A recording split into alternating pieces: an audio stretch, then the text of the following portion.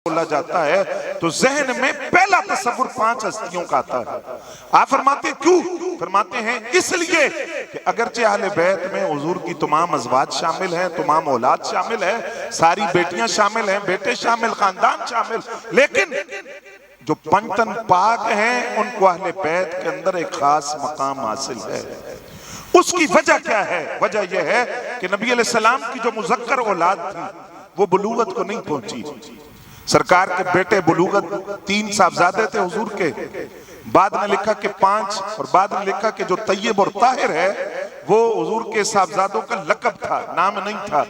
वही 3 साहबजादों में से 2 साहबजादों का लक़ब था।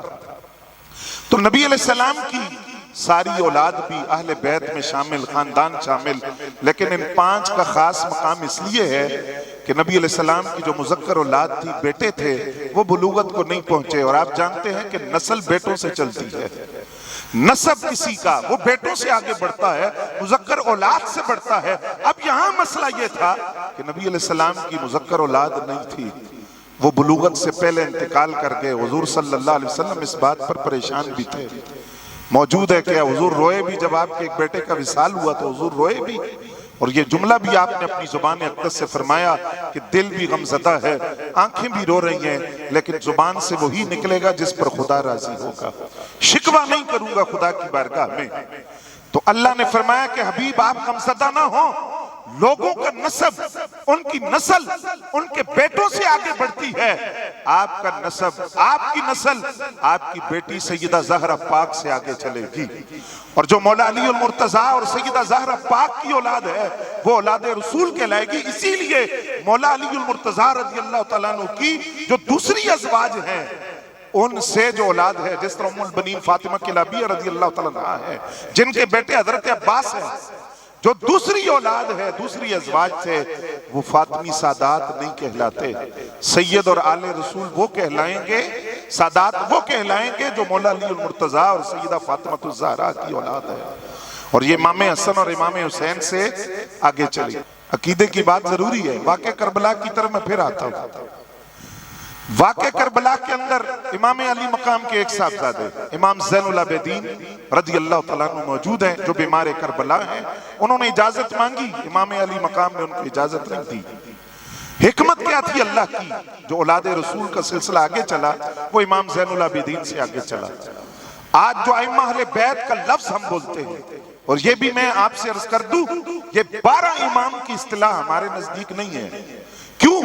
इसलिए कि ये जो लोग 12 इमाम की इस्तिलाह बोलते हैं, ये असल में इमामत सिद्दीक़ अकबर का इनकार करते हैं, इमामत फारूक आजम का इनकार करते हैं, सहाबाए किराम की इमामत का इनकार करते हैं, और इमामत को 12 के अदद के अंदर बंद कर देते हैं कि यही 12 इमाम हैं।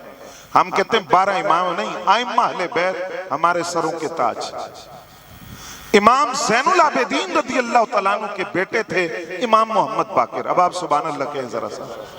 और इमाम मोहम्मद बाकिर के बेटे थे इमाम जाफर सादिक, और इमाम जाफर सादिक रज़ियल्लाहु तआला अन्हु के बेटे थे इमाम मूसा काज़िम। इमाम मूसा काज़िम के बेटे थे इमाम अली रज़ा, और इमाम अली रज़ा के बेटे थे इमाम मोहम्मद तकी, और इमाम मोहम्मद तकी के बेटे थे इमाम अली नकी, और इमाम अली नकी के बेटे थे इमाम हसन अस्करी। ये जो अइम्मा अहले बैत हैं, इनका सिलसिला चला इमाम ज़ैनुल आबिदीन से, और इमाम ज़ैनुल आबिदीन बेटे हैं इमाम अली मकाम के। किस अहलिया से? इनकी वालदा का नाम क्या है? अगर आप नहीं जानते तो अपने दिल की तख्तियों पर लिखें। इनकी वालदा का नाम था हजरत शहर बानो। वो मैदान करबला में साथ मौजूद थी इमाम अली मकाम के, और उन्होंने इमाम अली मकाम से, इमाम अली मकाम ने शब आशूर में उनसे ये कहा कि आप वापस जाना चाहती हैं तो मैं आपको वापस भेज देता हूँ, क्योंकि वो ईरान के बादशाह की बेटी थी, शहजादी थी, महल में पली थी। तो कहा मैं आपको वापस भेज देता हूँ। आपने भूख कब देखी, गुर्बत कब देखी, परदेश कब देखा? तो उन्होंने कहा मैं भूख से मरना गवारा कर लूंगी, आले रसूल की गुलामी नहीं छोड़ सकती।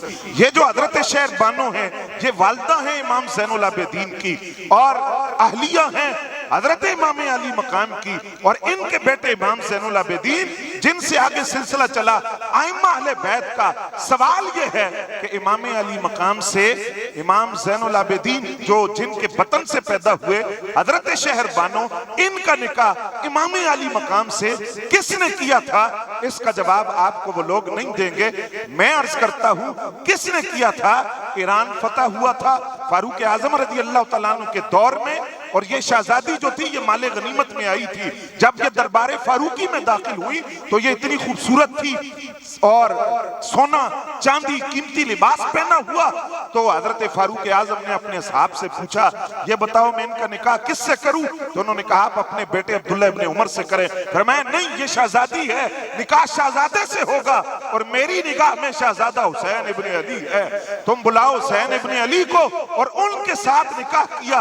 हजरत शहर बानो का निकाह हुआ हजरत इमाम अली मकाम इमाम हुसैन रज़ी अल्लाह तआला अन्हु से, और इनके बेटे थे इमाम ज़ैनुल आबिदीन, उनके बेटे इमाम मोहम्मद बाकिर, उनके बेटे इमाम जाफर सादिक, उनके बेटे इमाम मूसा कासिम, उनके बेटे इमाम अली रजा, उनके बेटे इमाम मोहम्मद तकी, उनके बेटे इमाम अली नकी, उनके बेटे इमाम हसन अस्करी। तो हम ये बात कहते हैं, या तो आइम्मा अहले बैत के साथ मोहब्बत का दावा करना छोड़ दो, या इस बात को मानो कि जब भी अहले बैत के इमामों का जिक्र होगा फारूक आजम की मोहब्बत की खुशबू तुम्हें जरूर आएगी। हजरत इमाम ज़ैनुल आबिदीन रज़ी अल्लाह तआला रोज़े रसूल के सामने खड़े हैं, मवाजा शरीफ के सामने, और आप जानते हैं कि वहां 3 कब्रें हैं, सरकार दो आलम सल्लल्लाहु अलैहि वसल्लम की और खलीफत रसूल बिला फस्ल अफजलुल बशर बादल अंबिया हजरत सैयदना सिद्दीक़ अकबर रज़ी अल्लाह तआला और हजरत सैयदना फारूक आजम रज़ी अल्लाह तआला अन्हु की उस मकाम पर खड़े हैं। तो एक बंदा इमाम ज़ैनुल आबिदीन से सवाल करता है, कहने लगा शहजादे रसूल ये बताइए कि ये जो 2 शेखैन हैं हजरत सैयदना सिद्दीक़ अकबर और सैयदना फारूक आजम, इनको हुजूर से कितना कुर्ब था, कितना कुर्ब था, कैसा ताल्लुक था? तो आपने कोई लंबी तमहीद नहीं बांधी। अब वो तो पूछ रहा था जाहिरी जिंदगी के बारे में कि जो जिंदगी है जाहिरी जिंदगी, पर्दा करने से पहले इन दोनों हस्तियों का हुजूर से कुर्ब कितना था? तो आपने कब्रों की तरफ इशारा किया, फरमाया ये जितना कुर्ब आज है ना, इतना ही कुर्ब जिंदगी में भी था।